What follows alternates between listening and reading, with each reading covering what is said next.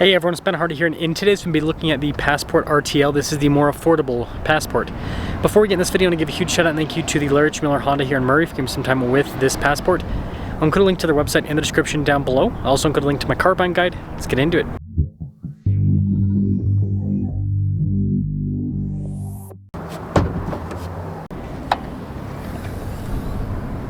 Under the hood we have a 3.5 liter V6 that goes through a 10-speed. Fuel economy is 19 around 10, 25 on the highway with power outputs being 285 horsepower and then 262 pound-feet of torque.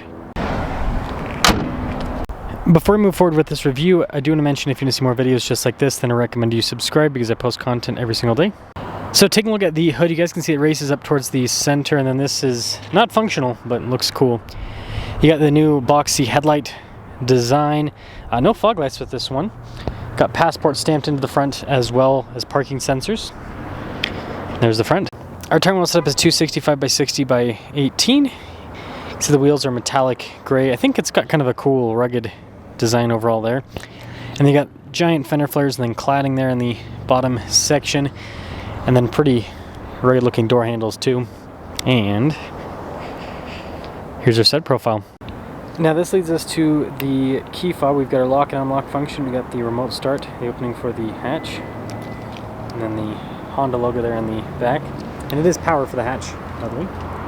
Now this is one nice thing about the Passport is the cargo space is absolutely massive, and the boxy design means you've got quite a bit of vertical space as well. And then if you press that now, we'll lower the hatch right back down. Got the new taillight design. Then you can see Passport against stamped there. They're really selling you that this is a Passport. But there's the rest of the exterior. Now this leads us inside where you got soft touch trim here with the stitching. This is nice with the trim up above. And then here are the seats.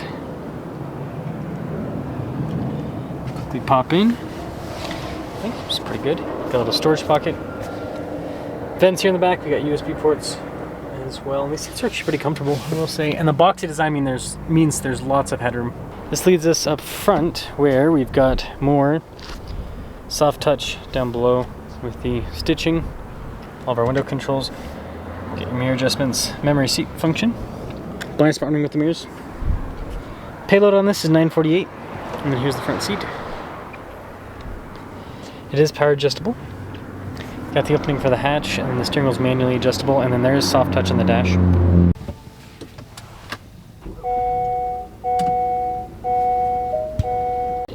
Got the Honda logo front and center on the steering wheel. We've got our volume voice command controls with paddle shifters there on the back too. And then you can see the adaptive cruise control with the lane centering. And overall the steering wheel is nice with the soft touch trim all around. And then you just have regular stocks there on the back. Now taking a look at the gauge cluster, it is digital, and you can scroll through and see different bits of info and systems with the car on the right side and the left side is kind of like radio phone stuff, so I like how they kind of separated that. Just a backup camera in reverse. And then as for the infotainment system, it's Honda's newer unit, so it's a lot quicker to respond compared to the previous units. I would say just overall it's very user-friendly, and it does come with Apple CarPlay and Android Auto as well as a physical volume control. I tell you, they're trying to sell Passport really hard. Got soft touch here, storage above the glove box. Tri-zone climate, we do have heated seats. Phone charging pad, we've got some USB ports, and then shifter for the 10-speed, and got a couple others. Drive modes select, and this has tons of modes for both on-road and off-road use. Hill descent with your auto stop start, parking brake and brake hold. Big center console, nice trim on the top, and then you've got a regular rear view mirror. So this leads us to the window sticker for this RTL. Total MSRP is $46,900 as equipped, and let's see how it performs. Well, let us set off in the Passport.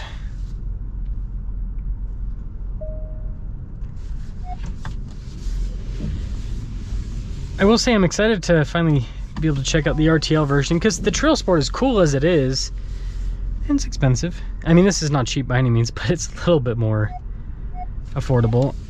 And I'm sure a lot of people are going to want to go for this version because of the price point this is at, and we'll see if it drives better on road, because it doesn't have all-terrain tires. The all-terrain tires on the Trail Sport are actually pretty aggressive, so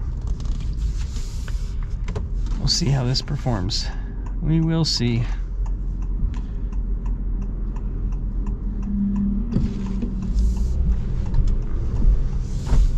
First off, oof, gotta love the V6. Steering was a little bit more, what's the word for it? It's responsive, but it's a little bit slower to respond than I thought it would be.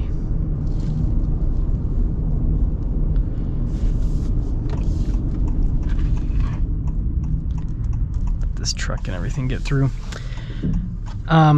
Seats are pretty comfortable, so I think that's a big positive with this. And cabin's relatively well insulated as well, and that's one of the nice things about this compared to like a big body and frame SUV, is it's a little bit quieter, and the comfort's a lot better over on road, at least, because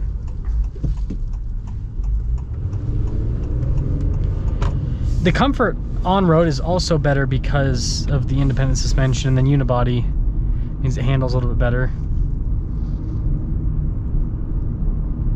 So all in all, it's a nice combination.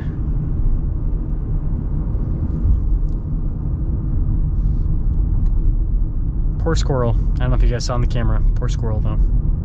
I will say, like, I just reviewed another car like 10 minutes before this, 20 minutes before this, and a squirrel just ran out in the middle of the road. Like, I know it happens all the time, but it's weird. It's like it chose the exact moment that I was driving by. Didn't hit it, but yeah, it's kind of, it's like you could have chose any other time to do that.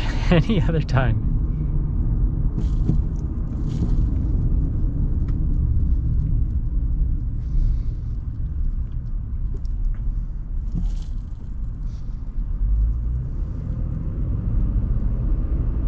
I like how smooth this V6 is. And the 10-speed helps out quite a bit. I hope that Honda puts this 10-speed in all of their vehicles.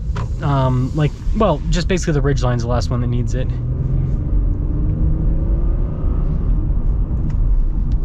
It's not a rocket ship, but it's got enough power. And I think the thing that this powertrain's really trying to emphasize again is just being smooth, and it does that well. It does that very well. So the RTL, you do get less tire noise. It's a little bit more comfortable. So yeah, this is definitely, I mean, it makes sense, right? Trail Sport's all about off-road. Well, it's on-road and off-road. This, though, is the one that's a little bit more balanced. Probably makes more sense for a lot of people.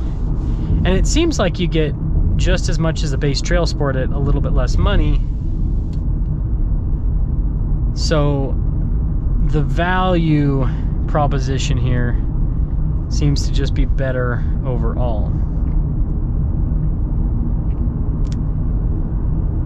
Yeah, I mean, this is a decent amount of features for us. I mean, this kind of competes against like a I think Jeep Grand Cherokee with the probably Altitude package, or maybe like a loaded up Laredo. But either way, let me guys think about the Passport RTL. But I think for most people, if you're not going to be doing the, you know, adventuring that the Trail Sport is all about, the RTL version is kind of a better road car, and it still has a lot of really nice features.